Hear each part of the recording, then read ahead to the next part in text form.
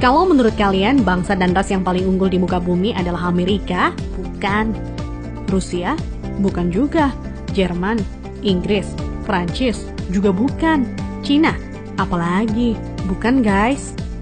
Menurut ahli DNA dari Oxford University, Stephen Oppenheimer, pada acara bedah bukunya berjudul Eden in the East, Surga di Timur, bahwa induk peradaban manusia modern bukan berasal dari Mesir, bukan dari Mediterania, dan tidak juga dari Mesopotamia, bukan pula dari Barat apalagi Cina, tetapi peradaban manusia modern justru dari Indonesia. Iya guys, bangsa ini merupakan pewaris tunggal kejayaan bangsa-bangsa besar di masa lalu. Dan agaknya, Profesor Arício Santos dari Brasil pun selaras dengan teori Oppenheimer.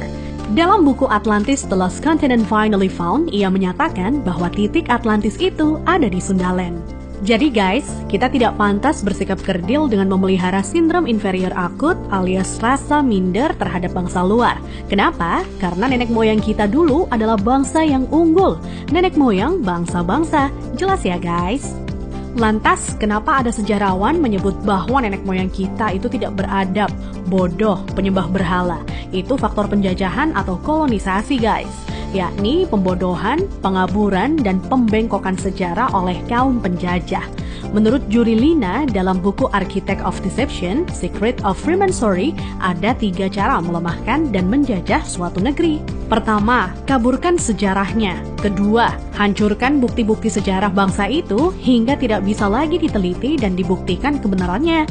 3, putuskan hubungan mereka dengan para leluhur dengan mengatakan bahwa leluhur itu bodoh dan primitif. Guys, sejarah Nusantara ini dibikin oleh kaum penjajah seolah-olah hanya dimulai dari era kemerdekaan atau paling jauh di era Raja-Raja Nusantara dulu versi penjajah. Tahu nggak sih guys, ribuan tahun lalu Nusantara terbagi dalam 3 era loh. Era pertama disebut era Wangsa Keling. Wangsa artinya bangsa, sedang Keling artinya kuat. Jadi Wangsa Keling maksudnya adalah bangsa yang kuat. Konon di era ini, leluhur kita berekspansi hingga Kamboja, Vietnam atau Indochina, Thailand, Burma, Sri Lanka, India, sampai ke Madagaskar. Raja yang terkenal bernama Shailendra. Tulisan yang dipakai adalah huruf Talawa, di mana modelnya menyerupai huruf Mesir kuno dan Israel. Pusat pemerintahan di sekitar Jogja sampai ke wilayah Dieng. Maka ketika Israel mengklaim masih keturunan Moria, maksudnya adalah Gunung Muria di Dieng guys. Dieng artinya penguasa, kemudian bergeser menjadi Dahnyang atau Dayang, artinya juga penguasa. Setelah Wangsa Keling menghilang, di Tenggarai munculnya situs Dieng maupun Candi Borobudur. Nah, habisnya era Wangsa Keling ditandai dengan bangunan Bako atau Baki, yang artinya kuburan atau berakhir, dan ditandai dengan berdirinya Candi Boko atau Bako. Era selanjutnya adalah era Medang Kamulyan. Medang artinya kemajuan dan Kamulyan artinya kemuliaan atau kejayaan. Bahwa Medang Kamulyan zaman kemajuan terutama bidang keagamaan. Agama lebih dititik beratkan dalam sistem pendidikan terpadu mulai dari lingkup kecil hingga besar. Rajanya yang terkenal adalah Ratu Boko. Di era itu merupakan cikal bakal munculnya huruf Sangsekerta yang dikenal oleh Aji Saka. Aji artinya sesuatu yang dihormati, dan Saka artinya penyangga, caga, atau tiang. Nah, tiang jika bergeser ke Cina menjadi Tian atau Tuhan. Jadi guys, Aji Saka artinya sesuatu yang dihormati karena Tuhannya, atau segala sesuatu yang mengacu pada Tuhan yang sangat dihormati. Kemudian huruf-huruf tadi akhirnya menjadi bahasa Sangsekerta. Jadi guys, Sangsekerta itu asli berasal dari bumi Nusantara atau Indonesia, bukan dari India. Kenapa? Di India tidak ada kata-kata sang.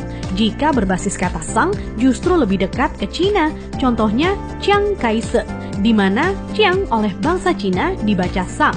Jadi guys, sang itu berasal dari bahasa asli Indonesia tempo dulu, yakni bahasa Saka. Huruf yang dipakai di era Ratu Boko adalah Sangsekerta.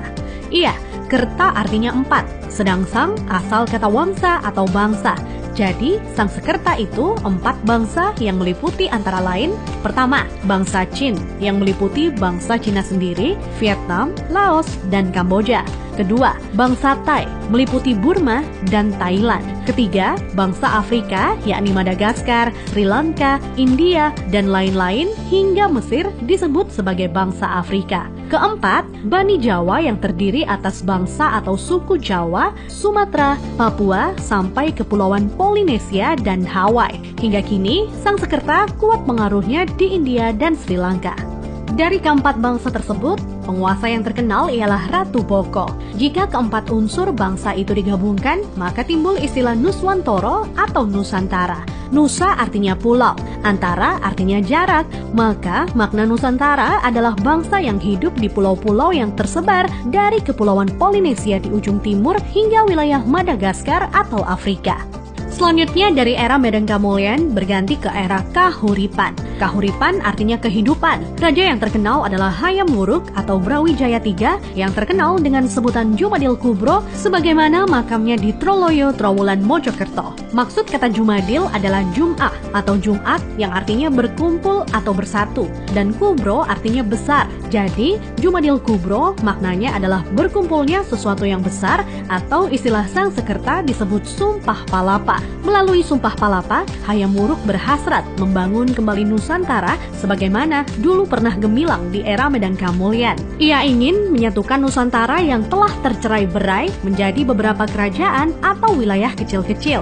Dan patih yang melegenda adalah Gajah Mada.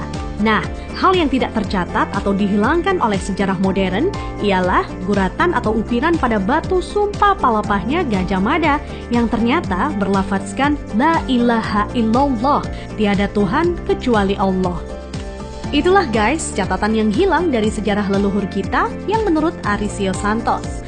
Leluhur kita merupakan nenek moyang bangsa-bangsa. Thanks to watching.